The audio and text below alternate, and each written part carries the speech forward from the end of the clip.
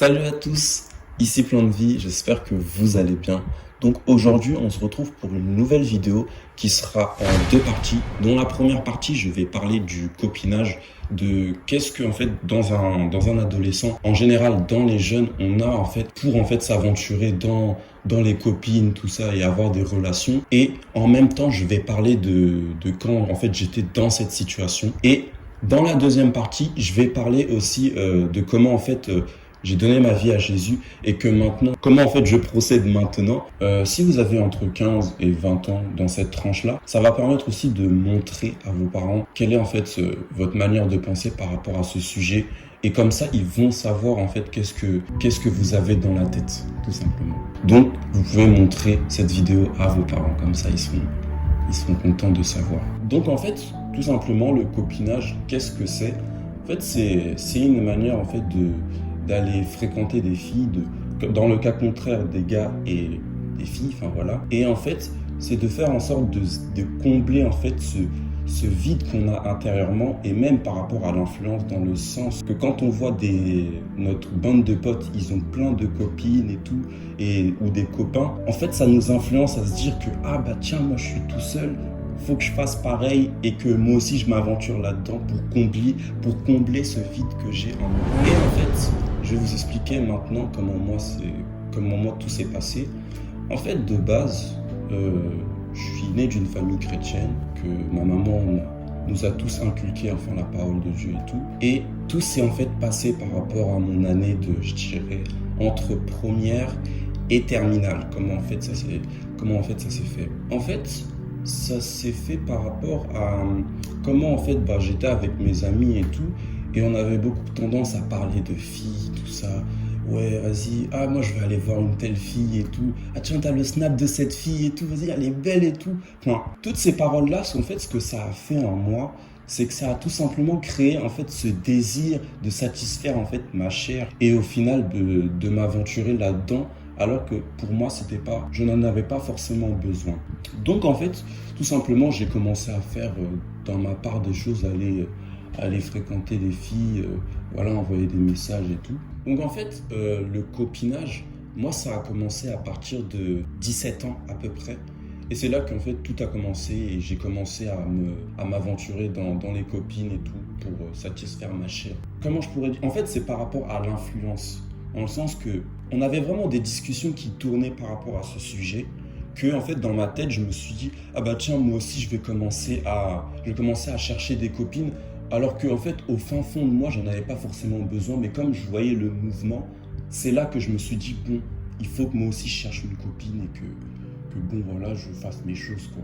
Cette situation par rapport à ce que je ressentais même moi en tant que chrétien par rapport au copinage, comment je le percevais moi, et ben c'était vraiment comme j'avais ces paroles que ma mère me disait par rapport à ne pas s'aventurer là-dedans parce que sinon on se perd. Même si j'avais ça en tête, c'est comme si ma chair elle voulait en fait plus que tout que je satisfais mes besoins, comme ça je suis tranquille, alors que c'était pas ça du tout parce qu'il y avait Dieu qui me parlait et je ne pouvais pas dire que j'étais inconscient. J'étais très bien conscient de ce qui se passait, mais j'y allais pour en fait satisfaire ce besoin que bon voilà c'est bon, j'ai une copine et puis voilà. Donc là je vais appuyer plus dans une histoire qui a vraiment en fait que j'ai vraiment entendu la voix de Dieu, dans le sens que Dieu m'a vraiment mis en tête que ça n'avait pas de sens ce que je faisais, j'avais prévu beaucoup plus de choses pour toi. C'était un jour, j'étais en terminale, j'étais à l'internat et tout, et je commençais à fréquenter une fille et tout, que j'ai connue parce qu'il y avait sa cousine qui était dans le lycée, et du coup, moi j'ai fait genre du bouche à oreille pour savoir, ouais j'ai vu le snap de ta cousine et tout, et du coup, elle est belle et tout, enfin voilà.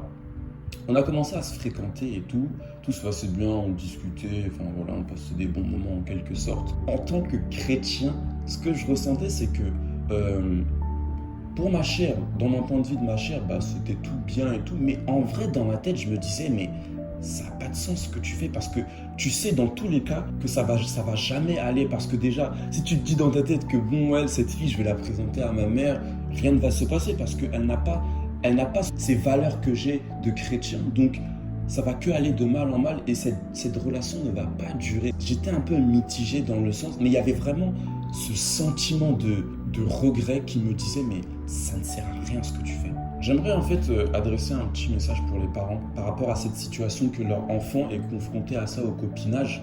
Sachez que toutes les paroles que vous avez dites à votre enfant, sachez qu'il les a retenues et que c'est toujours gravé dans son âme et dans son cœur.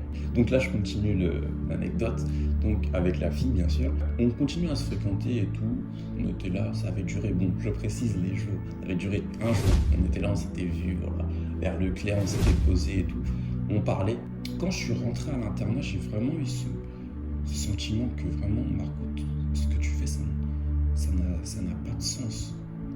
J'ai mieux pour ta vie et cette fille te correspond pas. C'était clairement en fait des paroles comme ça qui revenaient vraiment à la source de mes pensées. Et en fait, c'est pas très gentil ce que j'ai fait, mais quand ces paroles y revenaient, en plus je me suis dit que avec cette fille, mais si je me mets dedans, mais ça va être compliqué dans le sens que je vais être là-bas, je sais pas, sortir avec tes potes, t'es où? Des choses comme ça, t'es condamné limite. Elle veut toujours savoir ce que tu vas faire, où tu vas aller, enfin voilà. Et ça allait être une prison que en fait j'allais me condamner, mais à mon jeune âge. Et Dieu, il ne voulait pas ça. Et quand ces paroles revenaient dans ma tête, c'est là que je me suis dit, bon Marco, là, c'est pas du tout bien ce que tu fais. Donc là, je vais aller sur Snap. Je lui ai envoyé un message, je lui ai dit, ça s'est bien passé et tout, mais je voudrais qu'on arrête vraiment tout, puisque ça, en réalité, enfin voilà quoi, ça va pas du tout et je veux qu'on arrête tout parce que bon, moi ça me plaît pas du tout en fait cette relation. Je me suis rendu compte que c'était pas ouf quoi. Fallait qu'on arrête tout, on clôt le sujet du couple, on arrête. Quand je lui ai envoyé ce message, c'est là que d'un coup j'ai senti comme une libération. J'aimerais dire un message pour les adolescents qui se retrouvent dans ces situations-là. N'oubliez pas d'où vous venez. N'oubliez pas surtout cette valeur que vraiment vous êtes en Jésus-Christ et que c'est très très important. Quand j'ai arrêté ces fréquentations en quelque sorte avec cette fille, je commençais à me reposer des questions en me disant, la chair commençait à remonter en surface parce que quand vous n'avez pas Dieu, quand vous n'avez pas donné votre vie à Jésus, vous ne pouvez pas commencer à prendre des initiatives et tout arrêter d'un seul coup. La chair, elle est plus que présente parce que comme vous n'êtes pas en Christ, donc j'ai commencé à me reposer des questions, même dans mon lit d'internat et tout. J'étais là, je me reposais des questions en me disant, mais Marco, qu'est-ce que t'as fait? En plus, elle était belle et tout, et toi, t'as arrêté, t'as coupé les ponts comme ça. Et moi, ce que j'ai fait, c'est que quand moi, j'ai arrêté tous les ponts, je l'ai bloqué partout pour que vraiment qu'elle m'envoie pas des messages et que vraiment je sois plus confronté à cette fille. Le danger de bloquer des personnes quand vous êtes sur les réseaux et surtout quand vous êtes en fréquentation avec une fille et dans le cas contraire, un gars. En fait, le truc, c'est que vous allez commencer à vous poser des questions et vous allez dire, bon, vas-y, on va la débloquer. Et qui dit débloquer, ça veut dire que vous allez encore reparler à la personne. Et moi, c'est ce qui m'est arrivé. C'est-à-dire que je l'ai débloqué et après, je commençais à dire des phrases, mais pour la récupérer en quelque sorte. Je m'en rappelle plus exactement. Enfin, bref. Et franchement, merci Seigneur. Quand j'ai fait cette démarche, on va dire, de reconquérir cette fille, et ben en fait, ce qui s'est passé, c'est que ça avait fait très très mal à cette fille dans le sens que ça l'avait vraiment vexé, mais au plus profond de son cœur. Bah, elle m'a refoulé, quoi. Elle m'a dit que non, de toute façon, non, c'est mort, on arrête tout. Et franchement, j'aimerais dire, franchement, merci Seigneur.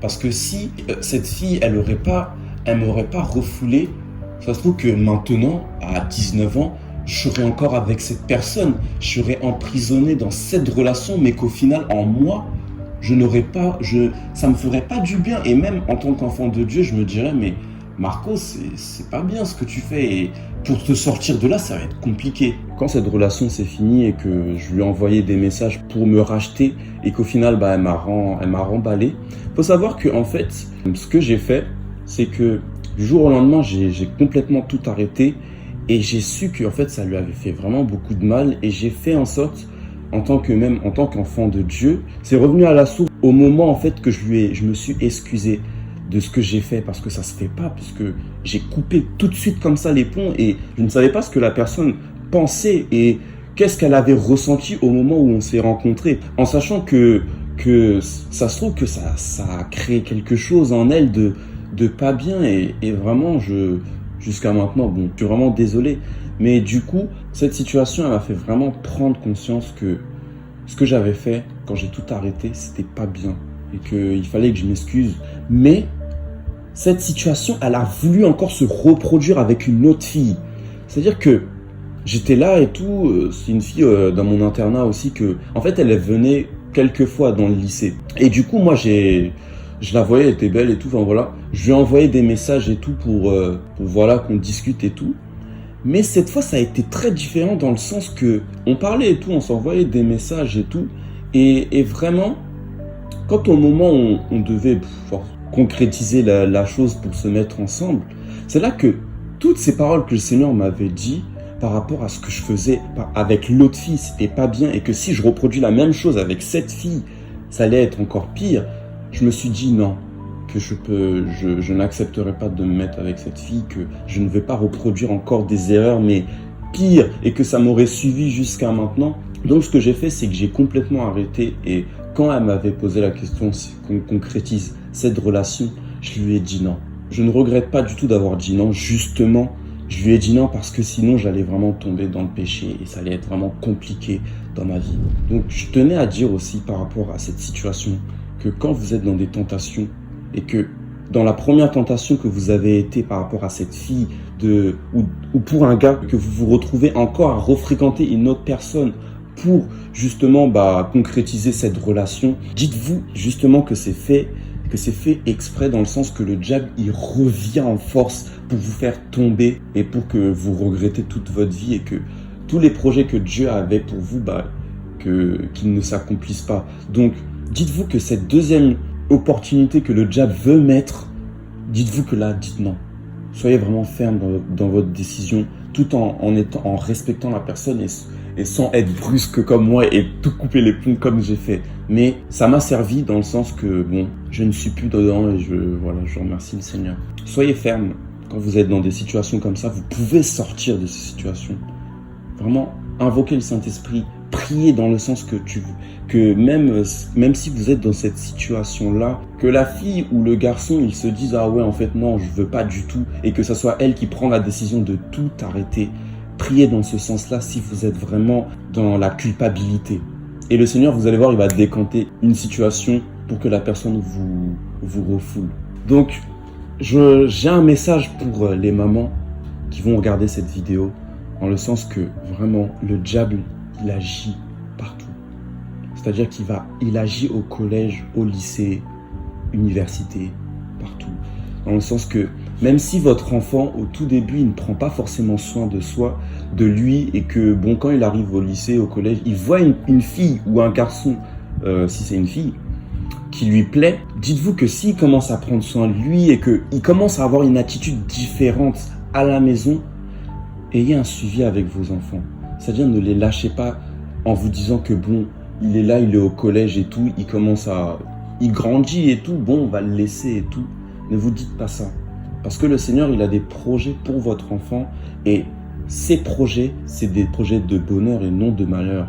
Et que pour vos enfants, vous soyez vraiment cette source de bénédiction en parlant de Dieu tous les jours avant qu'il parte de la maison. Vraiment, parlez-lui de Jésus. Ne lui faites pas oublier d'où il vient. Rappelez-lui toujours que le Seigneur, il est là et que ce que tu fais, ce n'est pas bien. Même si vous voyez que ça ne lui plaît pas quand vous lui parlez de Dieu, continuez, persévérez. Passez des nuits où vous priez pour votre enfant, vous intercédez pour qu'il ne soit plus sous cette emprise et qu'il revienne à la maison comme le fils prodige. Ne lâchez pas, parce que vous allez voir que quand votre enfant va donner sa vie à Jésus, vous allez sortir victorieuse et vous allez remercier le Seigneur parce qu'il s'est manifesté dans votre vie.